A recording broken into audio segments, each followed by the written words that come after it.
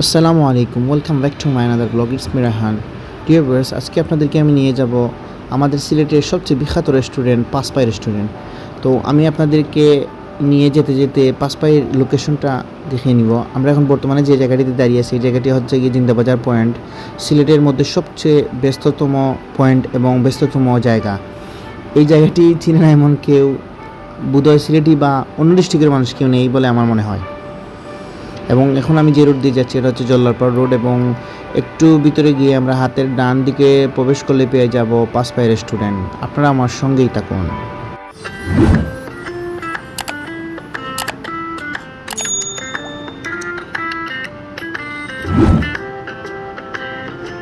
এই রোডটি হচ্ছে এমন একটি রোড যে রোডের দুই ধারে রয়েছে অসংখ্য শপিং কমপ্লেক্স, রেস্টুরেন্ট, এবং যেগুলোর নাম বলে শেষ করা যাবে না।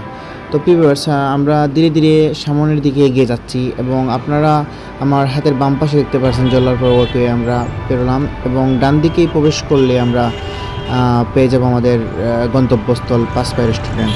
তো আপনারা এখন দেখতে পাচ্ছেন আমার সম্মুখেই আছে পাঁচপাই রেস্টুরেন্ট।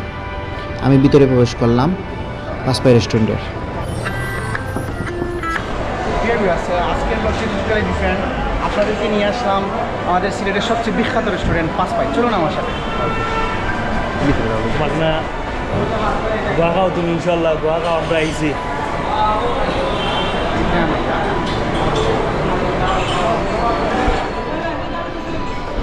পানি পাঁচমাইয়ের পানি পানি বিভিন্ন ধরনের পানি তৈরি হয় আলহামদুলিল্লাহ।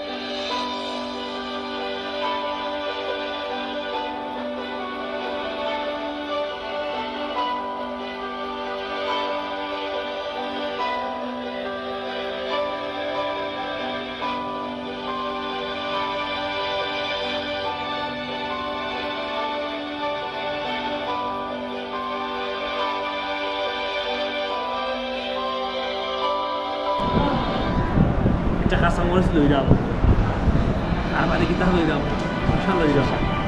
আসলে প্রায় 5:30 হয়ে গেছে, সন্ধ্যা হওয়ার সন্ধ্যা। আচ্ছা ভাই, ভর্তার আইটেম তো কম খেলে ভাই, সন্ধ্যার টাইম হওয়ার জন্য ভর্তা। আসলে পাঁচপাই সব থেকে স্পেশাল যে জিনিসটা হচ্ছে ভর্তা। সন্ধ্যার সময় হওয়া যাওয়াতে অনেক আইটেমগুলা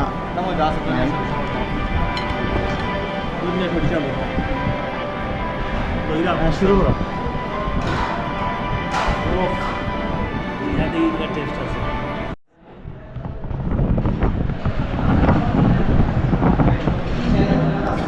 সরিষার ভর্তা। দেখো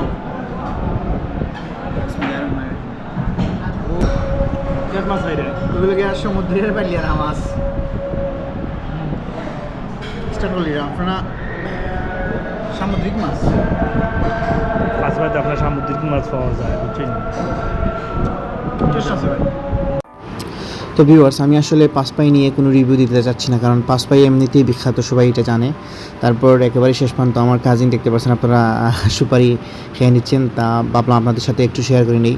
তো ডিয়ার ভিউয়ার্স, আজকের মতো বিদায় নিচ্ছি আমি রেহান। অন্য কোনো ব্লগে আবারও দেখা হবে। আল্লাহ হাফিজ।